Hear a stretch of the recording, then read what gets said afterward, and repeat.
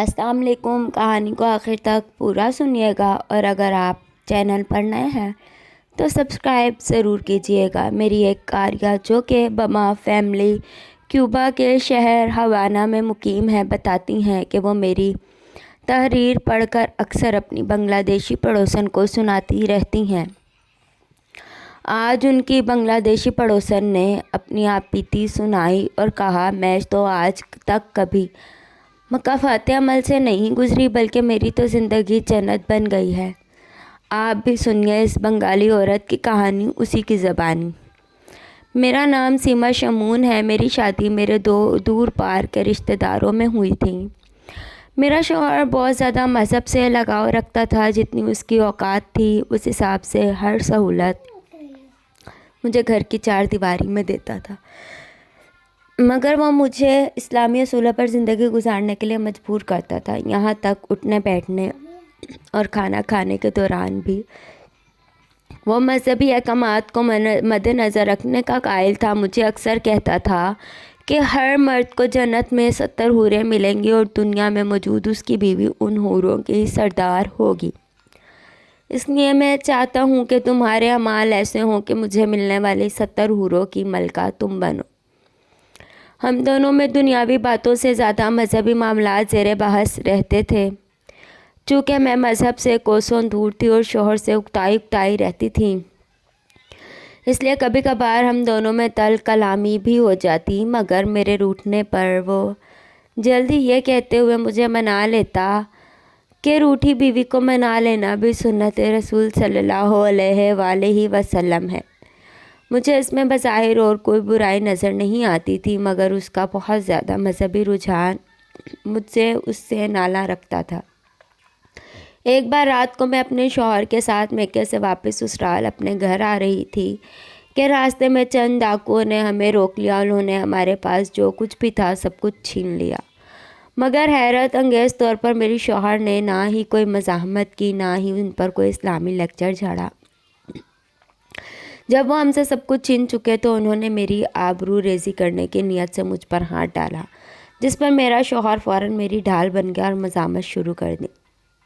جبکہ میرے شوہر کی مزاحمت حد سے بڑھی تو ڈاکوؤں نے مجھے جان سے مارنے کے لیے گولی چلا دی۔ میرے شوہر نے فوراً بندوق کا منہ اوپر کی جانب اٹھا دیا، مگر پھر بھی گولی سے نکلنے والے 4-5 ٹکڑے میرے شوہر کی دونوں آنکھوں میں گھس گئے، جس سے میرے شوہر کی بینائی جاتی رہی۔ گولی چلنے کی آواز سن کر سڑک پر گزرتی ایک گاڑی رک گئی۔ گاڑی کے رکنے کی وجہ سے ڈاکو ڈر کر بھاگ گئے اور میں گاڑی والوں کی مدد سے شوہر کو لے کر اسپتال پہنچی۔ سسرال اور میکے میں شوہر کی حالت کو بتایا۔ میرا شوہر کچھ عرصہ بعد صحت یاب تو ہو گیا، مگر اس کی بینائی ہمیشہ کے لیے جاتی رہی۔ کچھ عرصہ تک میں شوہر کی بہت شکر گزار اور خدمت کرنے والی بیوی بن کر رہی۔ میں مانتی تھی کہ میرے شوہر نے میری جان اور عزت بچانے کی خاطر اپنی بینائی قربان کر دی، مگر آہستہ آہستہ شوہر احسان کمزور پڑنے لگا۔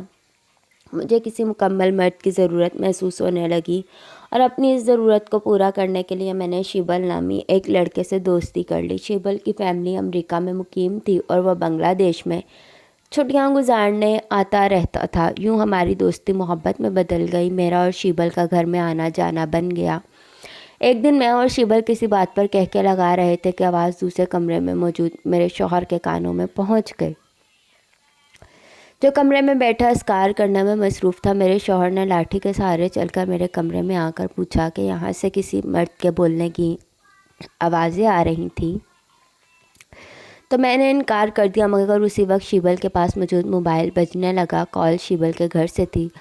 اس نے اٹینڈ کر لی۔ یوں میرا شوہر گو کہ شیبل کو دیکھ نہیں سکتا تھا، مگر اس نے دوبارہ آواز سنی تو اسے گھر میں کسی غیر مرد کی موجودگی کا احساس ہو گیا، لہٰذا اس نے کہا، میں ابھی کسی کے ہاتھ پیغام بھیج کر اپنے بھائی کو بلاتا ہوں۔ وہ پلٹ کر اپنے کمرے میں جانے لگا تو میں نے شیبل کو کہا، اسے پکڑ کر بیڈ پر باندھ دو۔ یوں شیبل کی مدد سے میں نے اپنے شوہر کو بیڈ سے باندھ دیا اور پھر چھری گرم کر کے اس کے حلق تک زبان جلا دی۔ اب میرا شوہر دیکھنے اور بولنے دونوں چیزوں سے محروم ہو گیا۔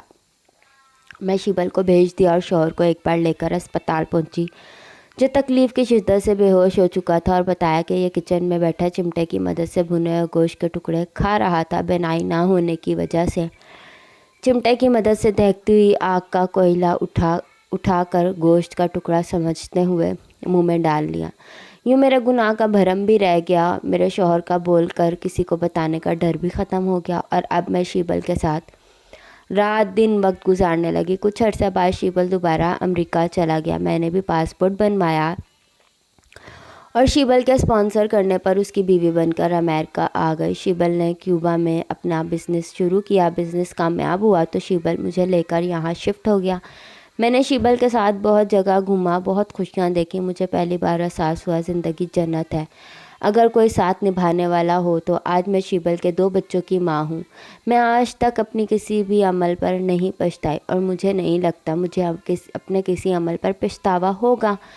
ना मैं मकाफाते अमल पर यकीन रखती हूँ। कारिया की पूरी बात सुनने के बाद मैंने कहा था कि शौहर की मौजूदगी में बिना तलाक के किसी दूसरे मर्द से निकाह हराम है। लिहाजा सीमा शमून को बताना कि किसी की बीवी बनकर अमेरिका जाने से शरई तौर पर उसकी बीवी नहीं बन जाती, बल्कि शरई तौर पर बीवी बनने के लिए निकाह ज़रूरी है। और शादीशुदा औरत को दोबारा किसी और से निकाह के लिए पहले शौहर से तलाक लेना ज़रूरी है। तुमने अल्लाह ताला की बनाई हुई हदूद से तजावुज़ किया है, और ऐसे लोगों के लिए दुनिया और आखिरत दोनों में दर्दनाक अजाब है। जिस ज़िंदगी को तुम जन्नत कह रही हो, एक वक्त आएगा ये ज़िंदगी तुमको इतना सताएगी कि तुम इसे भागकर मौत की पनाह लेना चाहोगी, मगर मौत तुम्हें पनाह नहीं देगी। इस हिसाब से तुम सिर्फ उस सूरत में महफूज रह सकती हो कि अगर अल्लाह ताला तुमको माफ़ कर दें, क्योंकि अल्लाह ताला की ज़ात बहुत बेनियाज और रहीम और करीम है। फ्रेंड्स, स्टोरी अच्छी लगे तो चैनल को सब्सक्राइब करें। अल्लाह हाफिज़।